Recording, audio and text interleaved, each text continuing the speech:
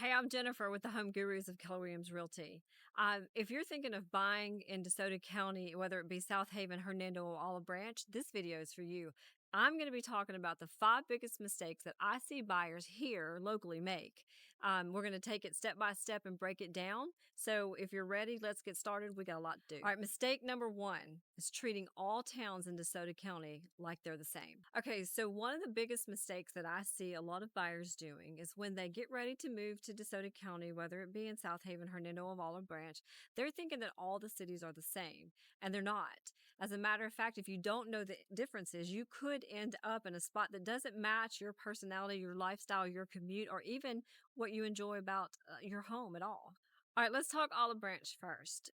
If you are thinking Olive Branch, it's explosive in growth, and yet it's located directly on the state line. It's very close to the Memphis area, so you could work in Memphis and drive home with just a short commute.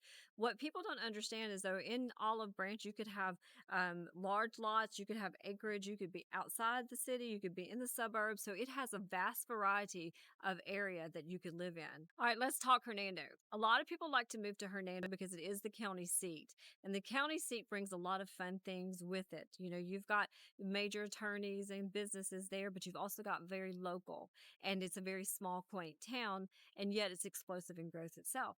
A lot of people forget, though, that you can be in the middle of Hernando, and depending on where you work, have a short drive or a very far drive. So it's kind of one of those fun things in Hernando area that if you're not very familiar with it, you may think it's just the same as Olive Branch, and yet it's far different. Okay, now Southaven. You're talking Southaven, you're talking lots of activities, and you've actually got 2 zip codes in Southaven because it's so large.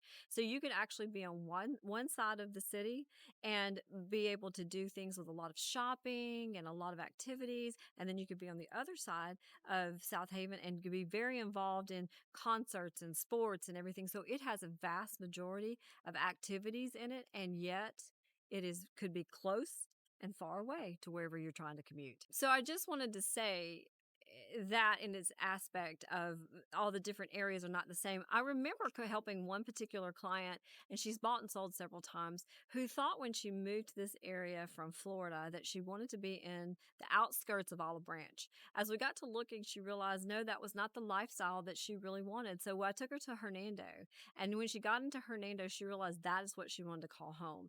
And so her company's moved her in and moved her back out and back in several times, but every time she comes back to Hernando because of the lifestyle. So not all cities are the same. All right, now let's talk Horn Lake. A lot of people feel like since Horn Lake has been here for a little bit that it's an older city, but don't be mistaken, because if you haven't been, you're going to be surprised. There's a lot of new growth, new restaurants, especially on the outside of town. So you can actually have a small town feel on the outside of town, or you could be right in the middle of all the activity.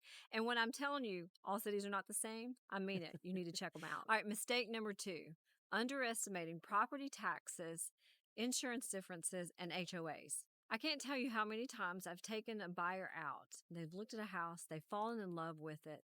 They call the lender, we're getting ready to write an offer. They call the lender, and the lender gives them the payment, and they're totally shocked at what their payment's going to be. So we start breaking it down, and we realize that the insurance, the property taxes, or the HOAs were higher than they estimated, and it made the house not fit in their budget. So understanding the differences matter.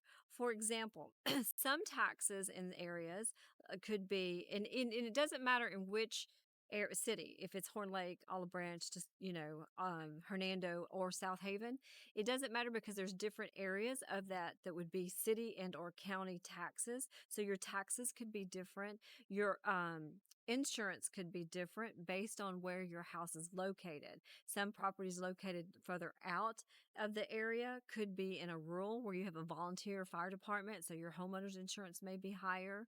And so those things matter. Your HOA, some houses have HOAs, or in neighborhoods that have HOAs, or some areas have low HOAs where you're expecting high. So there's a lot of variables that go into it. And so when buyers are actually looking at houses, they tend to forget that those come into play with their payment. Mistake number 3, not locking your rate appropriately. So recently I had a client that just went under contract, and we were closer than 30 days to close, so we went ahead and we locked in the rate. Come to find out, it was only a 15-day lender lock, meaning that the contract expired, or the contract, we had some discrepancies in the contract that we had to work out, and because of those, it went a little longer than the lock rate.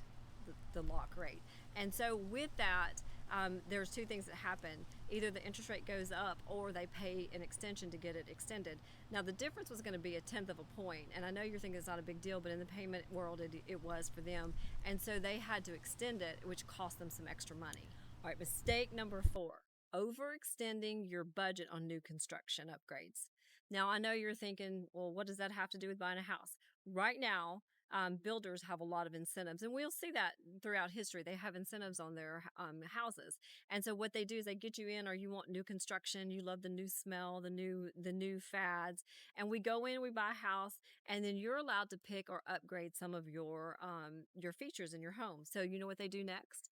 They say, "Hey, come on into my design studio," and in their design studio, it's set up beautiful because now remember. We walked into this new construction model home, and we've seen all this beautifully furnished and interior designed home, and then they bring you into their upgrades, and they're thinking, well, now your house doesn't have this, what you saw in the model is this, and now they want you to upgrade. And the more you upgrade, the more money you spend. Kind of a trick, that's why you should pay cash when you buy things.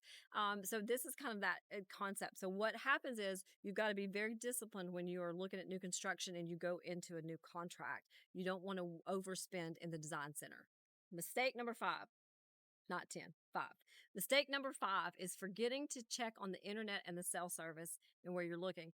Now, I know what you're thinking. You're thinking, well, Jennifer, I know if it's in the rural area, internet's not going to be that big of a deal because we all know, right? But that's not necessarily true.